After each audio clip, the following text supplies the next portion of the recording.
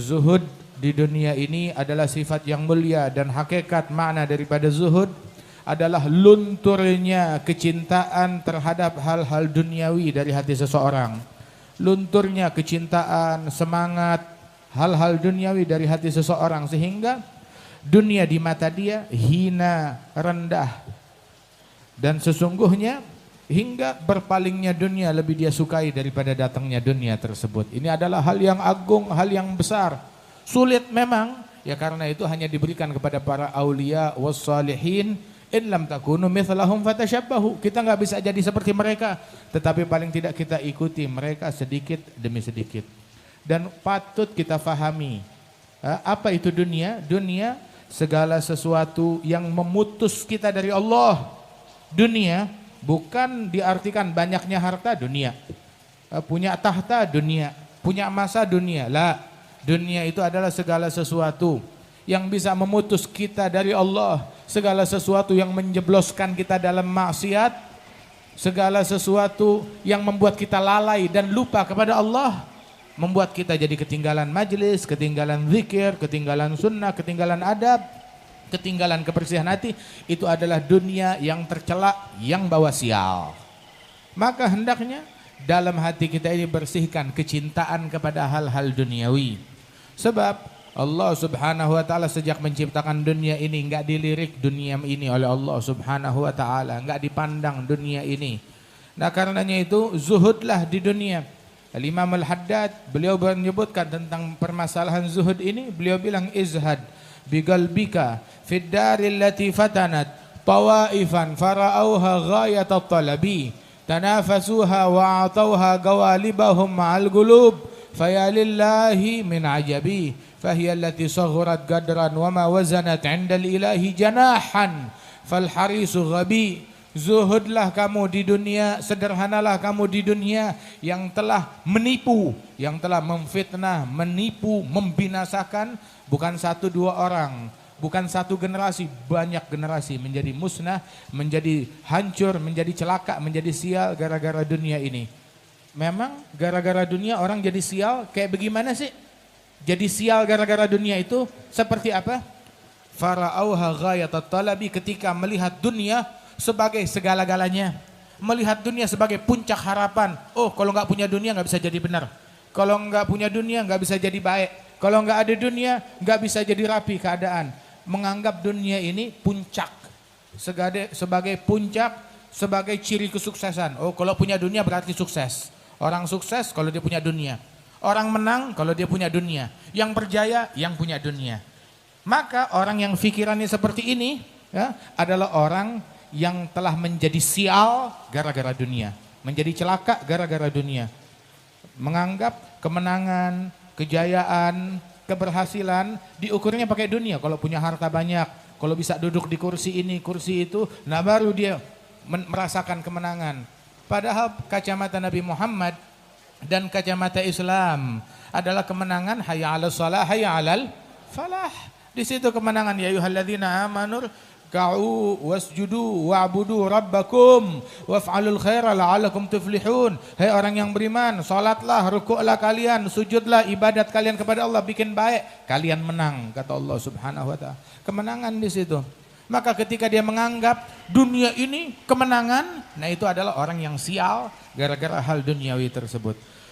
Dan ketahuilah, yang tertipu oleh dunia bukan satu, bukan dua orang, banyak generasi. Nah sekarang ada 1 juta orang depan mata kita terperosok di dalam jurang. Ambillah pelajaran. 1 juta orang gagal terperosok, terus giliran kita menganggap kita pasti berhasil. Lah, hindari jurang tersebut. Menjauh dari lubang tersebut. Mukmin enggak terperosok di lubang 2 kali. Rasulullah SAW memerintahkan kepada kita. Ini kita mau jadi orang yang dicintai oleh Allah. Dicintai oleh Allah, itulah kesuksesan. Ada orang mikir kesuksesan dalam tahta, dalam harta. Kesuksesan kalau kita dicintai Allah. Yang dicintai oleh Allah pagi hari ini, dia orang sukses. Yang dicintai oleh Allah Ta'ala malam hari ini, dia orang yang sukses. Mau tahu siapa orang yang dicintai Allah? Maka dijawab pada Rasulullah, izhad fid dunya yuhibbukallah. Zuhudlah di dunia, bersihkan hatimu dari kecintaan kepada duniawi. Pandang dunia ini dengan pandangan yang remeh, yang hina. Zuhud di dunia, maka Allah akan cinta kepada kamu. Terus mau gak? Ada satu sahabat nanya, ya Rasulullah, ajarin saya amalan. Kalau saya kerjain, saya dicintai Allah dan dicintai manusia. Jarang-jarang ada amalan, ya kalau kita kerjain dicintai Allah, dicintai manusia. Yang ada sekarang, ya kalau kita melakukan sesuatu yang dicintai Allah, orang pada sebel. Kalau kita melakukan sesuatu mencari ridhonya orang, biar orang semua senang, Allah murka sama kita. Keseringan begitu. Terserah kita mengutamakan ridhonya Allah atau ridhonya manusia. Nah ini ada satu amalan yang kalau kita lakukan, Allah senang ridha, manusia juga senang cinta kepada kita. Apa amalan tersebut? Izhad fid dunya yuhibbukallah, izhad fima fi aidin nas yuhibbukan nas. Zuhudlah di dunia, Allah akan cinta kepada engkau. Dan zuhudlah dari apa yang ada di tangan manusia, maka manusia bakal cinta kepada engkau. Orang cinta sama kita sebelum kita ngelirik kantongnya. Kalau kita udah lirik kantongnya, kalau kita udah lirik dunia yang dia punya, kalau kita udah lirik kursi yang dia dudukin, musuhan, berantem. Dan dunia itu disamakan bagaikan bangkai. Bangkai yang udah busuk dikelilingi oleh anjing-anjing yang gila, yang buas, yang rakus, yang kelaparan. Seandainya kita menjulurkan tangan kita ke arah bangkai tersebut, awas kena gigit. Bakalan kena gigit, bakalan najis, bakalan rabies, bakalan ketularan juga kita sama gilanya. Seperti itu anjing-anjing. Kemudian juga yang kita dapat apa? Yang kita dapat bangkai. Bangkai busuk yang kita dapat. Tapi kalau kita jauhin tuh bangkai, tuh anjing gak bakal menggonggong kita, gak bakal menggigit kita, dan juga tangan kita kagak najis. Dan juga kita gak rugi apa-apa, bangkai apa juga yang mau dibelain daripada bangkai tersebut. Faham gak hal yang semacam ini? Rasulullah SAW bilang, mau dicintai Allah, dicintai manusia, zuhud di dunia, zuhud dari apa yang dipegang sama manusia. Jangan ngelirik jabatan mereka, jangan ngelirik hartanya mereka ambil. Itu Sayyidina Ali bin Abi Thalib sampai bilang kepada dunia, ya dunia ghuri ghairi, qad talaqtuki thalathan la raj'ata liya fiha. Dunia, saya talak kamu, saya talak 3, wahai dunia. Saya enggak mau balik lagi, enggak mau rujuk lagi kepada kamu. Kata Sayyidina Ali bin Abi Thalib, sebab kadarmu kecil, kemudian juga masamu juga cuma sebentaran, dan kamu hina, enggak ada harganya. Dan fana, tafakkar fi fanaha, wa fi kathrat anaha, wa fi gillat ghinaha, fatuba thumma tuba liman minha tahadzar, wa tallagaha, wa fi ta'ati rahman syammar.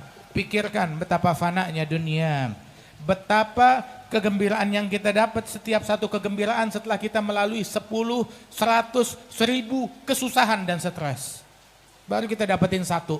Untuk dapetin satu kebahagiaan duniawi ini harus kita tebus dengan 100 sumpek, 100 stres, 100 capek, 100 kesedihan, dan 100 kemacetan. Waliyadzubillah min dzalik.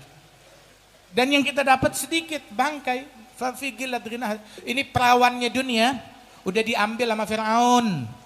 Perawannya dunia udah diambil sama umatnya Nabi Nuh yang ditenggelamin oleh Allah Ta'ala. Perawannya dunia udah dimakan, disikat sama Namrud. Perawannya dunia udah diambil sama Qarun. Kita tinggal ampasnya doang, kotoran yang keluar dari mana. Nah itu dia. Itu dia. Sungguh beruntung orang yang tinggalin warisannya Qarun, yang ninggalin warisannya Namrud, yang ninggalin warisannya Fir'aun, dia pegang warisannya Nabi Muhammad SAW. Sungguh bodoh yang di tangan dia ada warisan Nabi Muhammad, dibuang. Enggak, enakan warisannya Fir'aun, enakan warisannya Qarun. Waliyadzubillah min dzalik. Tuba thumma tuba liman minha tahadzar. Beruntung orang yang waspada, yang berhati-hati dan menceraikan daripada hal-hal duniawi tersebut. Ud nafsak min ahlil kubur, kata Nabi Muhammad. Zuhud di dunia, zuhud dari apa yang ada di tangan manusia, dan hitung, reken diri kita, anggap diri kita ini min ahlil kubur. Tahu gak min ahlil kubur? Mayit, kita bakalan mati. Orang kalau menyangka dirinya bakal mati, ngerasa saya ntar jam 4 sore mau meninggal dunia. Kira-kira masih ada waktu gak buat mendengki orang lain? Kalau dia berasa ntar saya abis zuhur rencananya saya bakal sekarat, bakalan mati. Kira-kira masih ada waktu gak buat ngatain orang? Masih ada waktu gak untuk tamak dan rakus dan serakah? Masih ada waktu gak untuk gosipin orang? Lah, tapi gara-gara kita nganggap lah kematian buat orang lain. Saya masih lama, enggak mati, kematian buat orang. Begitu sehingga semaunya maksiat, semaunya berbuat kejahatan. Enggak tahu tiap hari jenazah. Kemarin jenazah nih, hari jenazah, wah besok ada jenazah. Enggak tahu jenazah ente atau jenazah siapa ya besok. Begitu. Nah karena itu, ud nafsaka min ahlil kubur. Hitung diri kita min ahlil kubur. Kalau kita udah hitung diri kita min ahlil kubur, udah punya kafan belum? Siapin kafan. Kita punya peci berapa biji di rumah? Punya baju kaos berapa biji di rumah? Punya kemeja, punya batik berapa biji di rumah? Punya kain sarung berapa biji di rumah? Punya kafan enggak di rumah kita? Ada orang udah siapin baju buat lebaran besok. Buat lebaran besok nih udah disiapin baju dari sekarang. Kawinan, acara kawinan masih setahun lagi. Kebayanya udah nyicil dari sekarang, emasnya udah siapin dari sekarang. Begitu, udah nyicil semua dari sekarang. Kafan punya gak? Coba jajalin kafan, pasin kafan, muat apa enggak? Ente selfie dah dalam tuh kafan. Biar kita tahu, biar kita nyobain. Wallah orang dulu, aulia was solihin yang kita kenal, kafan mereka udah siap di dalam lemari mereka.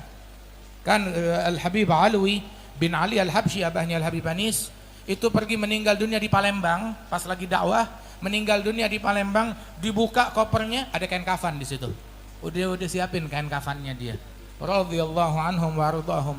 Nah karena itu anggap diri kita min ahlil kubur. Orang kalau dia cinta akhirat maka dia rela membahayakan dunianya, ngorbanin dunianya. Orang kalau cinta dunia maka dia akan rela mengorbankan akhiratnya. Itu orang bodoh.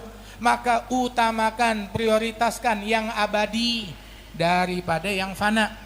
Al-Imam Syekh Habib Bakar bin Salim, beliau bilang seandainya akhirat terbuat dari tanah tapi abadi, dunia terbuat dari emas tapi fana, nikmatin emas cuma 12 jam doang. Tapi kalau kamu mau rumah yang sana, rumah itu dari tanah ambil selama-lamanya. Mau rumah yang ini 12 jam terus kamu keluar, nggak ada. Kita orang yang berakal bakal milih yang mana? Yang bakal dia nikmatin seumur hidup selama-lamanya. Orang yang punya akal bakal milih yang abadi. Akan tetapi kenyataannya terbalik. Akhirat dari emas yang abadi, dunia dari lumpur yang fana. Terus akal mana yang lebih mengutamakan dunia daripada akhirat? Mana akal tersebut? Waliyadzubillahi min dzalik. Nah karenanya itu saudara-saudara sekalian, terakhir nih ada satu kisah ringkas aja. Nabi Isa dulu ada satu muridnya beliau mau ngikut. Ya Nabi Isa, saya mau ngikut sama engkau, mau dampingin engkau. Ya khair, boleh. Mendampingi Nabi Isa, pergi jalan kemana-mana, dikasih amanat bawa nih bekal roti, bawa, dihitung ada sekian. Pokoknya tiap waktunya makan kita makan bareng.